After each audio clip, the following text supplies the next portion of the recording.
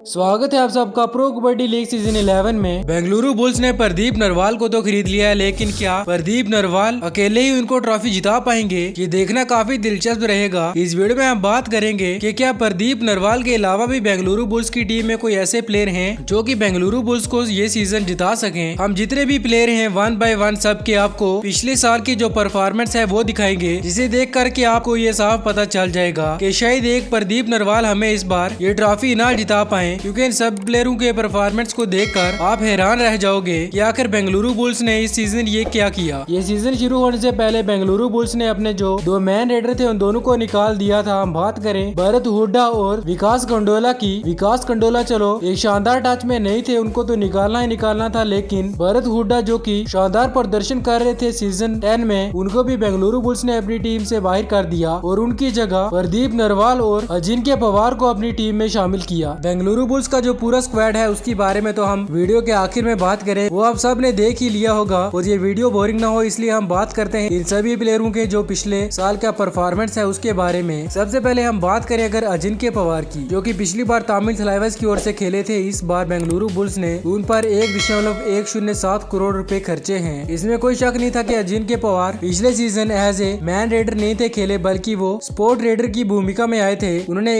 21 match खेले थे, 133 point लिए थे टोटल, जिनमें से 124 उन्होंने रेड पॉइंट लिए थे 41 के रेड स्ट्राइक रेट से। वहीं उनके खाते में 9 सक्सेसफुल टैकल भी थे और उनका टैकल जो सक्सेसफुल रेट है वो 60 का था, लेकिन ये दिखाता है कि उनको चाहे मौके कम मिले थे, उन्होंने एक शानदार ऑलराउंडर प्रदर्शन किया था और यही वजह रही कि क्यों उनको इतना महंगा खरीदा बेंगलुरु बुल्स ने। और इस बार ये हमें प्रदीप नरवाल के कंधे से कंधा मिलाते हुए खेलते हुए नजर आएंगे और शायद इस बार ये एज ए मैन रेडर भी खेले। वहीं अगर हम दूसरी बात करें प्रदीप नरवाल की, तो उनको जब बेंगलुरु बुल्स ने 70 लाख रुपए में खरीदा तो सभी जो बेंगलुरु बुल्स के फैंस थे वो काफी खुश हो गए थे, या हम यूँ कहें कि यूपी योद्धास के आधे से ज्यादा फैन तो उसी वक्त बेंगलुरु बुल्स को सपोर्ट करने लगे थे। लेकिन प्रदीप नरवाल का जो 2023 था वो एक बुलाने के लायक है, क्योंकि उन्होंने 17 मैच खेले थे और सिर्फ 122 पॉइंट लिए प्रदीप नरवाल ने, और उनका रेट सक्सेसफुल जो रेट था वो सिर्फ 46 का था। और कोई प्लेयर होता तो हम कहते चलो ये एवरेज परफॉर्मेंस है, लेकिन प्रदीप नरवाल की अगर हम देखें तो ये सबसे लो परफॉर्मेंस है, क्योंकि हमें आदत नहीं है प्रदीप नरवाल को सिर्फ 122 पॉइंट लेते हुए देखने की, वो भी 17 मैचों में। इस बार तो बेंगलुरु बुल्स के कोच ने भी कहा है कि हम प्रदीप नरवाल को ऐसे ट्रेंड करेंगे कि वो इस सीजन 200 रेड पॉइंट तो लेंगे ही लेंगे। और सबको उम्मीदें यही है कि प्रदीप नरवाल ना सिर्फ बढ़िया परफॉर्म करे बल्कि बेंगलुरु बुल्स की टीम को चैंपियन भी बनाए। उसके बाद अगर हम की प्लेयर की बात करें तो उसमें नाम आता है सौरभ नांदल का, जो कि लगातार बेंगलुरु बुल्स की ओर से खेल रहे हैं और उनको टीम ने रिटेन भी कर लिया था।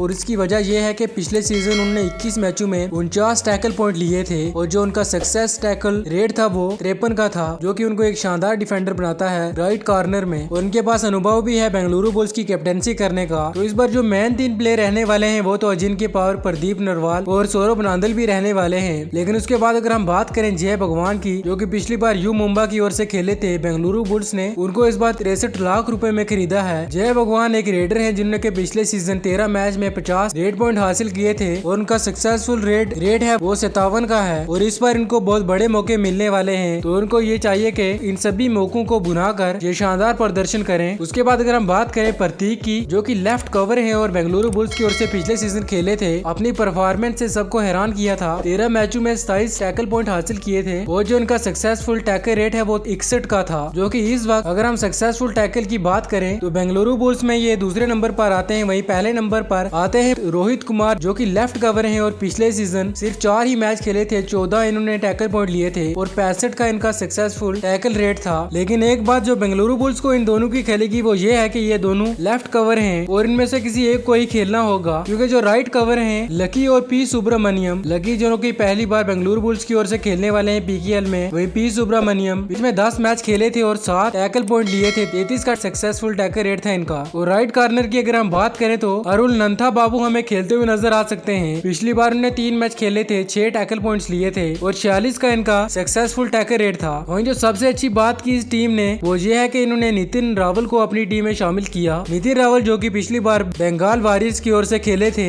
लेकिन इनको एक भी मैच खेलने का मौका नहीं था मिला। और अगर इस बार इनको शुरुआत में ही बेंगलुरु बुल्स खिलाती है तो शायद वो हमें राइट कवर में खेलते हुए नजर आए इस बार। अगर हम इनका ओवरऑल प्रदर्शन देखें पीकेएल के इतिहास में तो 81 मैच खेले हैं और 236 इनके पॉइंट्स हैं टोटल। इनके अलावा भी बेंगलुरु बुल्स के दो और रेडर हैं जिन्होंने के पिछले सीजन बहुत शानदार काम किया था। बात करें सुशील की तो 16 मैचों में 100 रेड पॉइंट हासिल किए थे। 61 का उनका रेड सक्सेसफुल रेड था। और उसके बाद अक्षित जिन्होंने के 10 मैचों में 61 पॉइंट लिए थे और इनका 47 का रेड सक्सेसफुल रेड था। तो ये तो रहे कुछ की प्लेयर जो कि बेंगलुरु बुल्स में हमें इस बार खेलते हुए नजर आएंगे। और ऐसा लग रहा है कि अगर हम बेंगलुरु बुल्स की स्टार्टिंग 7 की बात करें तो हमें प्रदीप नरवाल, अजिंक्य पवार, जय भगवान और सुशील में से कोई एक नजर आ सकता है। उसके बाद अगर हम राइट कवर में देखें तो हमें नितिन रावल नजर आ सकते हैं। वहीं लेफ्ट कवर में प्रतीक या रोहित कुमार में से एक हो सकता है। वहीं अगर हम राइट कॉर्नर की बात करें तो वो तो पक्का है कि सौरभ नांदल का ही होगा। और लेफ्ट कॉर्नर की बात करें तो उसमें हमें आदित्य पवार खेलते हुए नजर आ सकते हैं, जो कि इस बार न्यू यंग टैलेंट हमें नजर आ सकते हैं बेंगलुरु बुल्स की ओर से। और दोस्तों अगर आपने बेंगलुरु बुल्स का ये पूरा स्क्वाड नहीं देखा तो ये रहा बेंगलुरु बुल्स का full squad list PKL season 2024 के लिए। तो दोस्तों क्या आपको लगता है कि बेंगलुरु बुल्स में प्रदीप नरवाल के आने की वजह से ये टीम इस बार टाइटल जीत पाएगी या नहीं? कमेंट बॉक्स में जरूर बताना। वहीं अगर वीडियो अच्छा लगा तो लाइक कर देना और स्पोर्ट्स के अपडेट के लिए हमारे चैनल को सब्सक्राइब कर लेना। मिलते हैं अगली वीडियो में।